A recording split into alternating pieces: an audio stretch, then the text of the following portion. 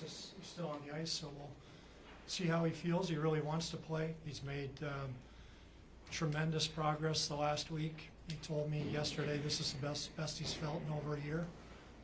So it's real positive, and we're hopeful for tomorrow, but we'll see probably how he feels tomorrow morning. But not Derek? No, Derek's got a bit of a hip issue. He skated for a bit today and felt some tweaking in his lower body, and so I think we got a little bit of time here after tomorrow. We don't play till Sunday, so hopefully he's day to day and not week to week, but he's not quite ready. Any specifics on Ellis? Like, I know you said week to week. Is it like 3 weeks, 4 weeks? Do you have any update on that? And also Wade Allison. Yeah, with Ellis, he's made good progress. He's undergone some treatment about a week ago that requires him to kind of lay low for about a week, and so he's going to resume his rehab tomorrow. He feels good, feels like he's making progress. In terms of return to play, we'll see how he feels tomorrow in the next few days after rehab, and we're still week to week. I can't imagine he'd play next week, but again, he's making progress, and he's been battling this since that Washington game in preseason. Wade Allison, Wade is skating hard, and I think he's a possibility he'll play this weekend in Lehigh Valley, but we'll see. Again, it's a tough injury, made a lot of progress, skating hard, pushing it, and we'll just continue to see how his ankle responds. And Nate Thompson is undergoing surgery today at the Stedman Clinic. Dr. Millette, he'll miss a significant amount of time. I'll wait till Jimmy speaks to the surgeon to see the exact prognosis, but clearly he'll be out a substantial amount of time. Patrick Brown is I think he'll see the hand specialist tomorrow. All going well, he'll be able to resume skating. The question for him obviously will be the ability to hold the stick, pain a little bit, ability to shoot and pass and all that. So again, I think he's, hopefully he can play sometime next week. I don't know that he's a candidate for Sunday or Monday, but we play 5 and 7. Hopefully there's a possibility he can get back next week. That'll be more comfort, ability again to hold the stick and things like that. But everything's healing great. There's just may need a little bit more time. Chuck, 20 games into the season, is it getting difficult to stay patient with all the injuries, or is it maybe a little easier to stay patient knowing if you guys get players back, you guys can be a good team? Well, look, we're not where we want to be. The last 10 games, the last 6 in particular, we haven't won. 2-6-2 in the last 10. There's parts of our game that have really taken a step backwards from the first 10. So to me, those are two separate issues. There's no question if Kevin Hayes can play tomorrow, he makes our team better. When Brassard gets back, Ellis gets back, they make our team better. But having said that, we need to play better with what we have too. And everybody deals with injuries and illness, and so we need to get better. And I looked the first 10 games, we were 6-2-2. Goaltending was great, PK was good, power play was 14th in the league, I think 21%. We weren't perfect, we didn't have the puck enough for me. We were chasing a little bit that way, but we were defending well. Everything we talked about this summer, goaltending, defending, PK, competing, having the puck a little bit more. We were making progress in all those areas. The last 10 we've slipped back, there's no question. So now the onus is on our group to get it back. And when injured players come back, it makes it easier, but yet, we can't kid ourselves. We have to get better here. Chuck, you this offseason you took an aggressive approach, very clearly, making it obvious you wanted to and believe this team could win now. I guess my question is that will that aggressiveness extend to the end season in terms of making changes, whether it be trades, personnel, coaching, whatnot?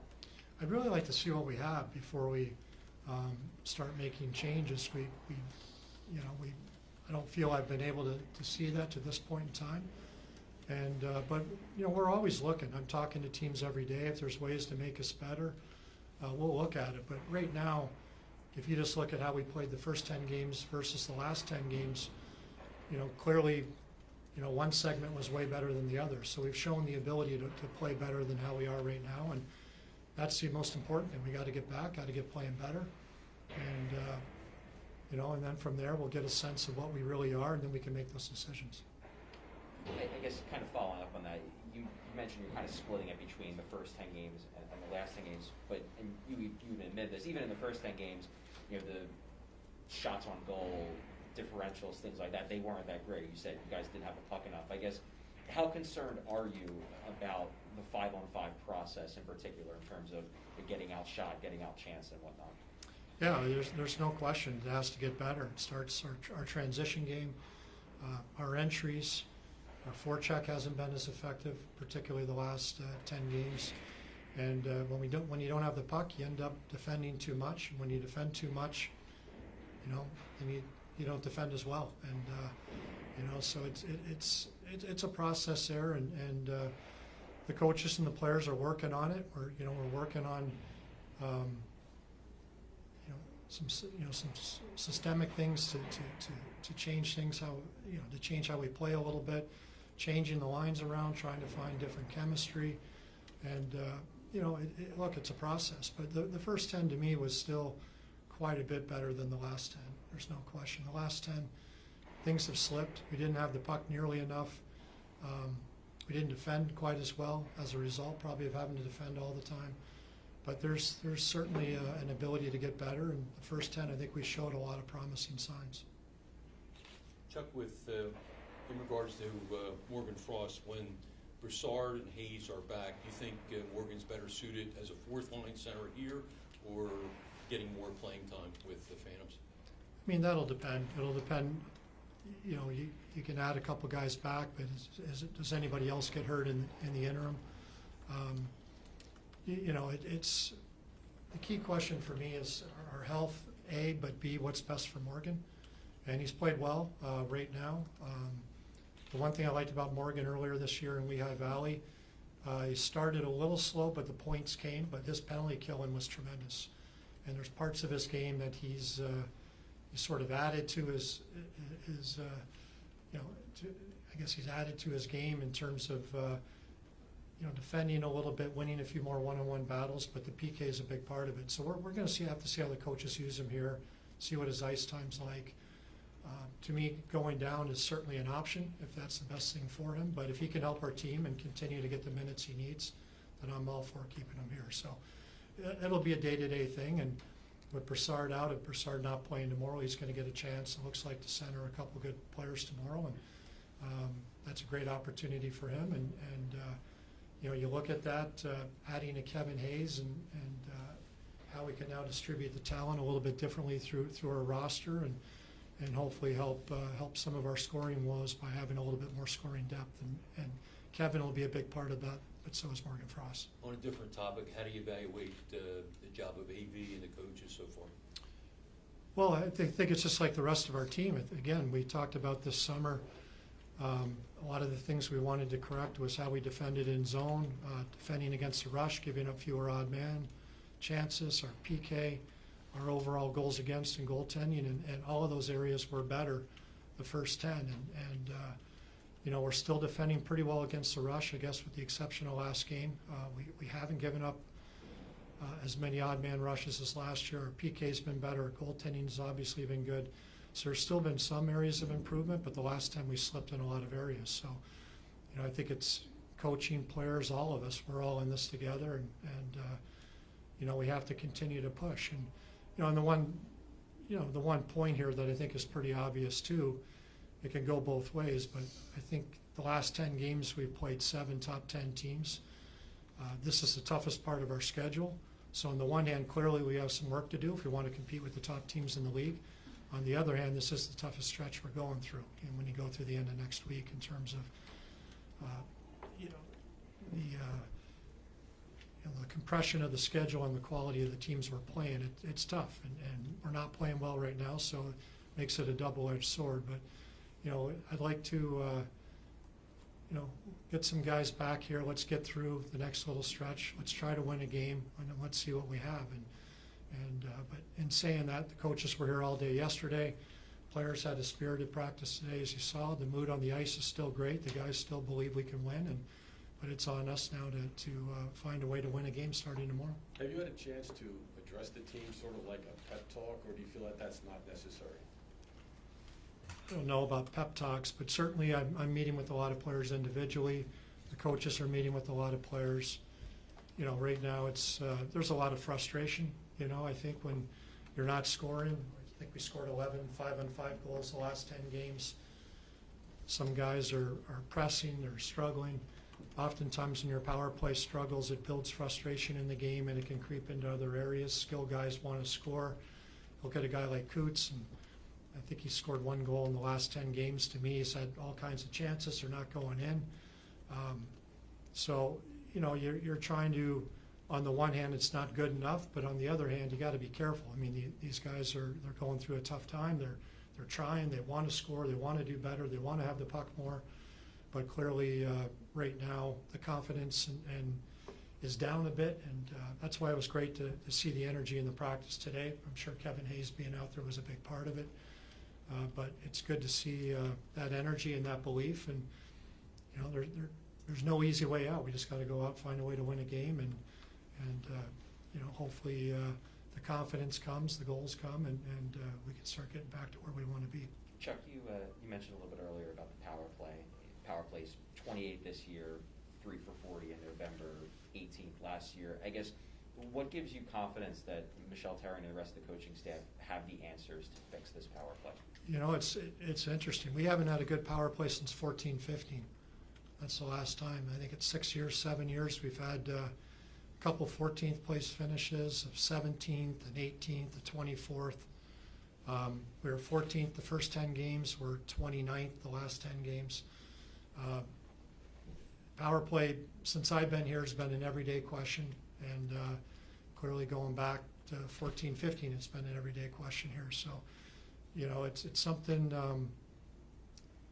you know, personally, I think that way too much blame or even credit gets attached to the power play coach. I think it's there's certainly things we can do. When I look at our power play right now, the biggest thing to me is just our entries. We're really having a hard time entering. I think in zone, you know, we need to shoot the puck more. There's certain things we need to do, but when you can't enter and successfully set up, you can't shoot the puck because you're not in there. So we're spending a lot of our power play going back, retrieving pucks, and coming down. So the biggest thing to me that we have to fix right now, coaching's a part of it, but a lot of it's execution, mindset.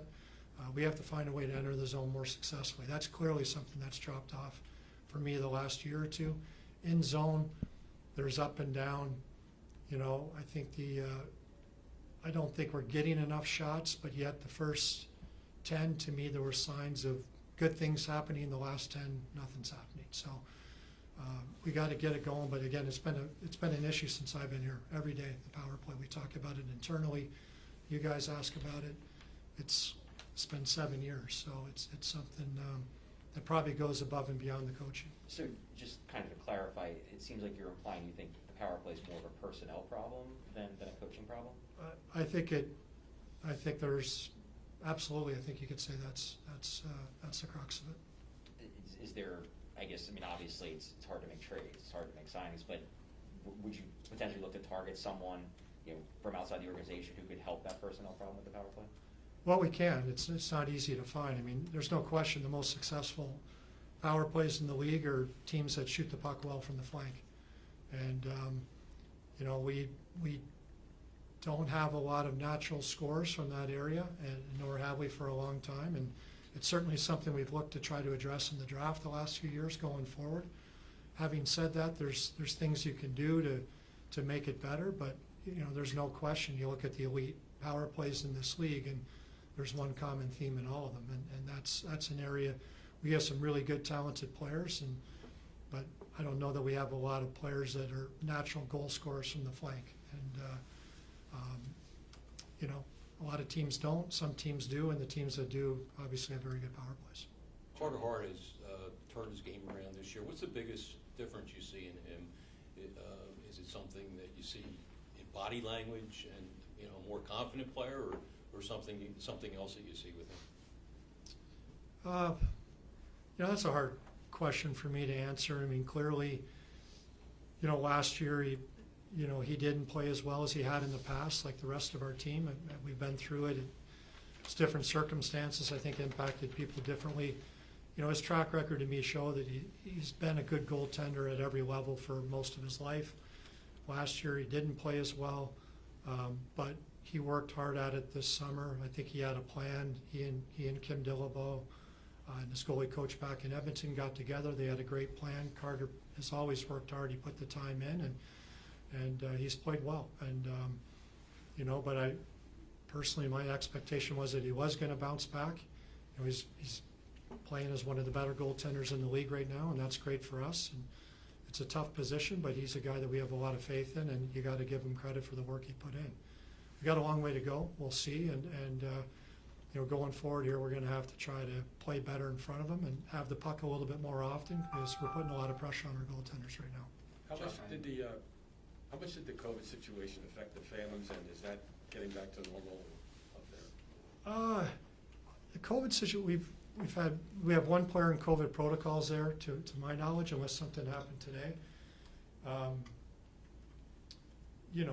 I will say this, that I feel bad for Lappy. I think his team's just been absolutely decimated by injuries. We've had a couple up here, like every team. They've been decimated, just decimated. You look, I think 6 of their top forwards, top 8 or 9 forwards have been out, and it's been a tough road for him and for those players. I mean, kids like Tyson Forster, Lazinski, Allison, Ryan Fitzgerald, you can go on and on, Sandine. Good hockey players that are all pushing and hoping to be here this year at some point, and they've all had massive setbacks with injuries. So it's been a real disappointing start of the year for them. But COVID, I mean, I want to be careful what I say here. We've been, it just seems like it's everywhere right now again. But to my knowledge, we only have one player in the COVID protocols right now down there, and we'll hope to do the best we can to keep that the case. Chuck, you've talked a lot today about the idea of kind of wanting to see the team as a whole, before changes are made, before anything happens, the idea of getting guys like Kevin Hayes back and maybe Ryan Ellis. Is there a point, though, if things, you guys have obviously lost 6 straight, if things keep spiraling in this direction, that you would consider a coaching change in some regard, or is that not in the cards in your opinion? No, look, the way I've always operated is, you look at our group, and again, I've broken it down into 10-game segments just because I got the last 10-game segment this morning. I've been looking at it all morning. I compared it to the last one. The way we played the first 10 games, obviously, as you pointed out, shot share, having the puck more often, there was clearly some areas we need to work on. I do think that a player like Ryan Ellis, we got, one player shouldn't be enough to sink our team, but Ryan Ellis is an elite puck mover. He's elite in transition. He would allow us to put everybody in the right chair. I do think there's ways where that part of the game can get better, but I saw enough in the first 10 games to know that we can be a good team in a tough division that has a lot of work to do. The last 10, we haven't played nearly as well. We have to improve internally. There's a lot of areas we have to get better in, and we're working hard at it. This is a week that is a critical week for our team, and that, I mean, we have a very tough game tomorrow, but we get a couple days off, and we get 3 practice days. We get all kinds of time for video, all kinds of time for guys to rest. We get a chance to integrate Hayes and possibly Broussard during this time. So, to me, this is a massive week to get our house in order and to push back, because it's 5 and 7 next week, and the games are coming fast and furious, and we're going to have to be a lot better. But clearly, we have to get better, and we have to start winning games, and that's just where our focus is. Talk about internal improvements and help on the power play, and you've got Cam York down in Lehigh. Is he an option that you could bring up? Just, he's been an offensive player throughout lower levels, and he did play well the 3 games he was up here last season after he signed. Is he an option that you could maybe look to, an offensive guy, a power play guy? Well, he's out right now, unfortunately, and I think he'll be able to start skating by the weekend, I believe, all going well. And so we'll have to see where he is coming back from that. He's a guy that I'm not sure if he's lost weight or where his conditioning's at. And going into this year, and I think I mentioned this earlier, the whole idea behind this was, I mean, at that point, we knew Lazinski was out, we didn't know about Allison. You know, the whole idea was, let's go sign a Broussard, let's sign a Yandel, let's sign a Thompson, let's sign these older players on one-year deals to give us some experience, to give us, our coaches, some versatility, but more importantly, to give us some depth. So if our young players aren't ready, or if we want to give them more time, we can. And then by the second half of the year, if the young guys are ready, that's great. You know, now we got these young guys are ready to play, not just wear a jersey, but they're ready to step in and play. And Cam is exactly that. And you know, we wanted to protect our team, make sure we had the experience, make sure we had the depth, but also giving these young guys an opportunity to play a lot, get their games to a high level. So when we did bring them up, again, they were confident, and you know, there was a little hesitation in bringing up, from my end, bringing up Morgan Frost last week because he was really starting to go. And I kept thinking, geez, another 2 or 3 weeks would be great, but you get to a point, you have to reward the right player. And so we want to get Cam to that same point, but he had a little bit of a setback in terms of the health. We're hopeful that he'll bounce back quickly, but clearly he's a guy in the future coming through the ranks. He's been great at retrieving pucks, great in transition, and a guy that's been able to play in the power play. And all of those areas are areas that we need help in, and we anticipate he'll be a big part of why we get better in those areas going forward. Players put pressure on themselves when, you know, for whatever reason. Do you put pressure on yourself when you see that things aren't going quite the way that they should? Oh, of course. You know, again, as I've said, I'm responsible.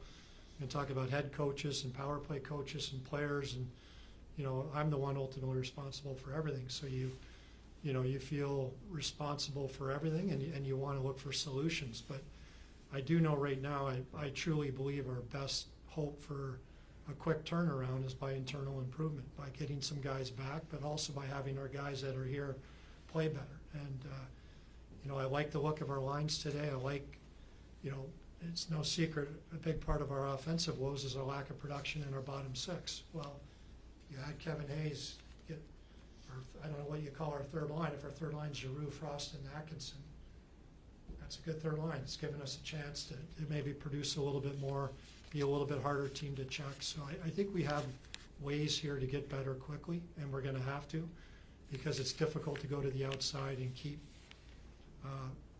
you know, looking for help from the outside. We got to look to the inside. We have good enough players. We're a good enough team, and that's where our focus is. Getting back to the Phantoms, are Wisdom and Forster, do you think they'll play again this year, or are they done for the season? Well, Wisdom's only eligible to play in Kingston. He's not eligible to play in the American League, so when he gets healthy, he's will back. play this He's year? back skating with his club in Kingston. I believe the surgeon, he's doing incredible. Believe me, he wants to play yesterday. He's doing great, skating every day. The surgeon, I believe, would like him to wait at least one more week to play, you know, so he satisfies the time frame that he wanted. But he's going to play in Kingston, and I don't know if that'll give him enough time to be on Team Canada's radar for the World Juniors. If you know, the fact he hasn't played, but he's ready to rock and roll. He's excited, and we're excited to see him play in the next week. And Forster? Forster's got a long road ahead of him here. Did he have surgery? Yes, he did. So I'm not sure the exact time frame, but it's months. I think the hope would be we can get him back healthy and get him some games before the end of the year. So it's a terrible, fluky play. He dove. It was a 5-on-3 power play. We had the power play. The puck was leaving the zone, and he dove to try to keep the puck in, and you know, the shoulder dislocated. So it was you know, just terrible luck, and a tough break for the kid. But long term, the shoulder should be stronger than ever, and you know, hopefully, you know, he's obviously, going to your point earlier, he's a big part of what we hope to have here in the future in terms of that ability to shoot the puck in the net. Sorry to cut you off there, Jeff. I asked Elaine this, for a portion of the fan base that may be frustrated or maybe growing impatient after last season, what would your message be to the fans about sticking with this team? Well, you know, we are right now. We got to get better. We recognize that. Nobody recognizes it more than we do. The coaches were here all day yesterday looking at the power play, looking at how we can have the puck more often, how we can, our entries, our forecheck. I mean, we're looking at everything every day, our line combinations. You know, how practice, load management, everything. We're looking at everything every day. And but I saw the energy in the group today, and that's what still gives me hope. I've been doing this 30 years, and you know, I think you can see when players are frustrated and lack confidence, and you can see when players don't believe. And there's a big difference, and we still believe. We got a lot of work to do, and that's where our mindset is at. Thank you. Thanks, guys.